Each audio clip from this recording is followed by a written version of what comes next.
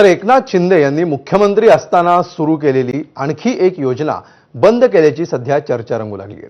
मुख्यमंत्री माझी शाळा सुंदर शाळा योजना बंद झाली की काय असा सवाल आता उपस्थित होतोय। कारण ऑक्टोबर महिना उजाडला तरी सुद्धा कुठेही ही योजना राबवलेली नाहीये।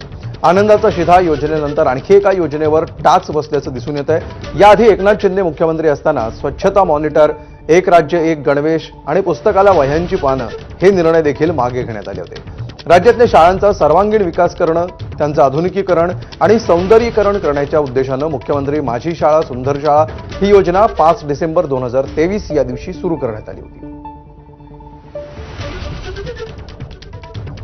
दरम्यान या बातमीनंतर राज्य सरकारनं स्पष्टीकरण दिलंय। 2025-26 या वर्षाकरिता मुख्यमंत्री माझी शाळा सुंदर शाळा हे स्पर्धात्मक अभियान राबवण्यासाठी शासन स्तरावर कार्यवाही सुरू आहे। नवीन उपक्रमांसह हे अभियान राज्यभरात राबवण्यात येणार असल्याचं शालेय शिक्षण विभागानं स्पष्ट केलंय।